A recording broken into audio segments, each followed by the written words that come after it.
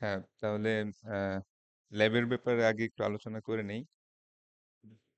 ল্যাবের বিষয়টা হচ্ছে যে আজকে আমাদের ল্যাব ক্লাস আমরা একটু থিওরি আগাবো। তো আমরা মোটামুটি 3টা জিনিস পড়ছিলাম।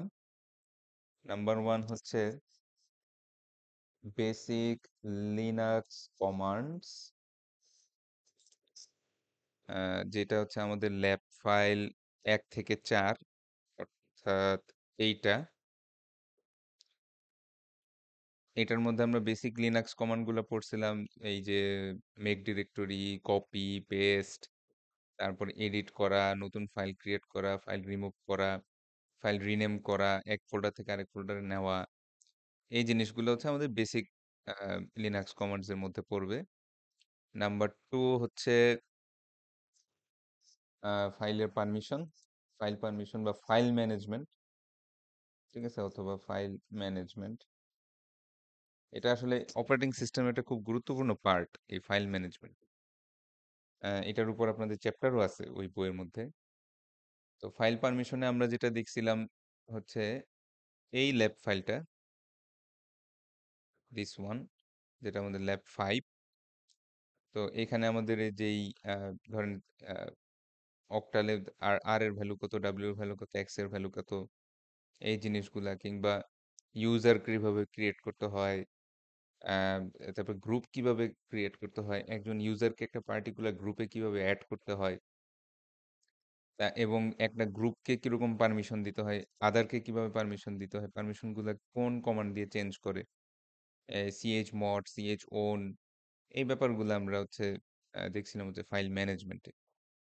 আর গত ক্লাসে যে জিনিসটা পড়ছি সেটা হচ্ছে দুটা সিস্টেম কল।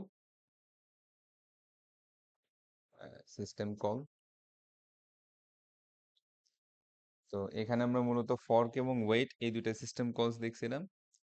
তো এটার আবার ফাইলটা আছে হচ্ছে এইখানে, ল্যাব নাম্বার 6। তো সিস্টেম কল কেন দরকার, ফোর্ক সিস্টেম কল কিভাবে কাজ করে, একদম এক্সপ্লেনেশন এবং কোড সহ এখানে দেওয়া আছে। মোটামুটি আপনারা দেখতে পারবেন যে কিভাবে সিস্টেম কলটা কাজ করে। তারপরে ওয়েট সিস্টেম কল কিভাবে কাজ করে, এবং আপনাদের ক্লাসেও একটা প্র্যাকটিস করে দেখাইছিলাম যে এই যে এই প্র্যাকটিসটা আমি দিয়েছিলাম যে এ যদি 1 থেকে 5 পর্যন্ত চলে কতবার প্রিন্ট এফটা প্রিন্ট হবে। হ্যাঁ, এটা এখনো এক্সপ্লেন করি নাই, বাট এটাও সহজই ওই একই জিনিস। এখানে যেটা আছে সেই জিনিসটাই, যে কয়বার লেখাটা আসবে। হ্যাঁ, এখানে আমি আউটপুট সহকারে দেখাই দিছি।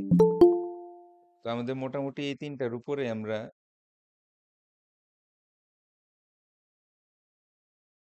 তো এই 3টা জিনিসের উপরে আমাদের ফাইনাল এক্সামটা হবে। এখন ফাইনাল এক্সামের ডেট হচ্ছে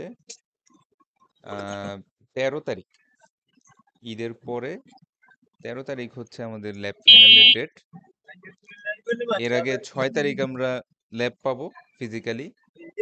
তো ওই ল্যাবে আমরা আমাদের যদি আরো কোনো সাপ্লিমেন্টারি কন্টেন্ট বা কোনো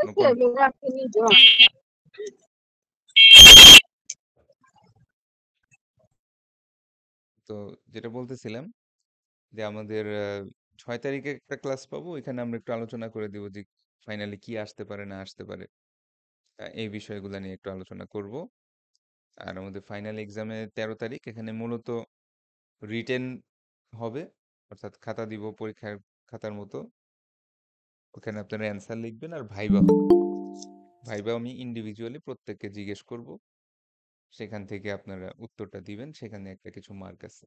সো ভাইবা এবং রিটেন এই দুটা মিলিয়ে আপনাদের 60 মার্কের উপরে ফাইনাল এক্সামটা হবে।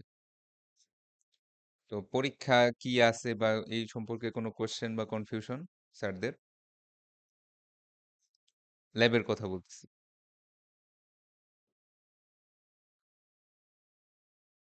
হ্যালো, শুনতে পাচ্ছেন? স্যার আপাতত কোনো কোশ্চেন নাই স্যার। আর আমাদের আচ্ছা, ওয়েট ফাংশনটা মেবি লাস্ট ক্লাসে করানো হয় নাই স্যার। করাই নাই। আচ্ছা, তাহলে ওই যে 6 তারিখের ক্লাস আমি ওয়েটটাও দেখাই দিব, সমস্যা নেই। ওয়েট এক্সেকও দেখাই দিব। ওয়েটটা হচ্ছে মূলত এরকম যে আপনার যখন আহ, যেমন আমি আপনাদের দেখাইছিলাম এই জিনিসটা, যে যখন ফোর্ক সিস্টেম কল অ্যাপ্লাই করেন তখন প্যারেন্ট প্রসেস থেকে একটা চাইল্ড প্রসেস ক্রিয়েট হয় আর প্যারেন্ট প্রসেসেরই আরেকটা ইনস্ট্যান্স ক্রিয়েট হয়। এখন ধরেন এখানে কিছু আউটপুট আছে, হ্যাঁ, এখানে কিছু ইনস্ট্রাকশন আছে, এখানেও কিছু ইনস্ট্রাকশন আছে। তো আমাদের যেহেতু সিপিইউ গুলো হচ্ছে মাল্টি কোর প্রসেসর, তো এরকম হইতেই পারে যে কোনো একটা থ্রেড এটাকে একটা কোরে রান করলো আর এটাকে একটা ডিফারেন্ট কোরে রান করলো। তো আপনি ইনকনসিস্টেন্ট আউটপুট পাবেন। আপনি 100% গ্যারান্টি দিয়ে বলতে পারবেন না যে চাইল্ডের কোড আর আউটপুট আগে পাবো আর প্যারেন্টের কোডের আউটপুট পরে পাবো। এই ইনকনসিস্টেন্সিটা ঠেকানোর মানে ওয়েটা হচ্ছে ওয়েট সিস্টেম কল। আমি যদি এখন এই প্যারেন্ট প্রসেসের মধ্যে ওয়েট নামে একটা সিস্টেম কল ইনভোক করি, তখন এই প্যারেন্ট প্রসেসটা কি করবে? চাইল্ড প্রসেসটার কাজ আগে শেষ করার পর সে নিজে রান করবে। এর আগ পর্যন্ত সে নিজেকে ব্লক করে রাখবে। তার মানে চাইল্ডের মনে করেন প্যারেন্টের কোড রান হচ্ছে, যেই ওয়েট সিস্টেম কলটা দেখবে সে আর আগাবে না। আগে চাইল্ডকে রান হতে দেবে, মানে সি প্রসেসটা সব এক্সিকিউট হওয়ার পরে তারপরে প্যারেন্ট প্রসেস আবার রান হওয়া শুরু করবে। ঠিক আছে, এটাই মূলত হচ্ছে ওয়েট সিস্টেম কল। যে যেই জায়গাটা আপনি ওয়েট সিস্টেম কলটা দিবেন ঠিক সেই জায়গা থেকে প্রসেসটা ব্লক হয়ে যাবে এবং চাইল্ড প্রসেসটা আগে তার পুরা কাজটুকু শেষ করবে। শেষ করার পর প্যারেন্ট প্রসেস আবার এক্সিকিউট শুরু করবে। এটাই হচ্ছে মূলত ওয়েট সিস্টেম কল। এটা আমি প্র্যাকটিক্যালিও আবার দেখাই দিব, কোনো সমস্যা নেই।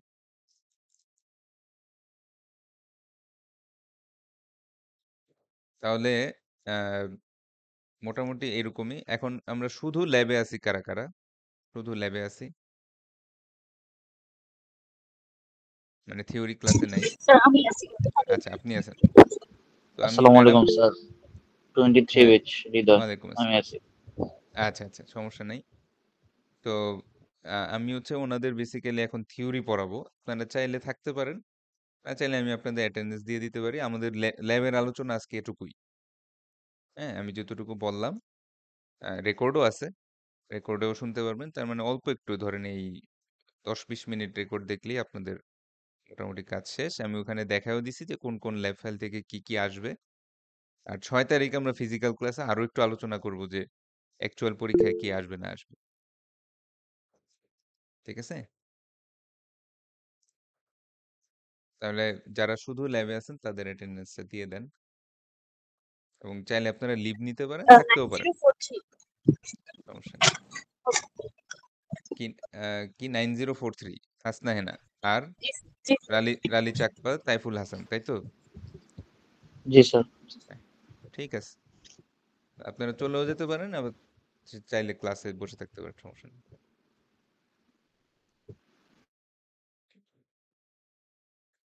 তাহলে আমি এটাও একটা ডিফারেন্ট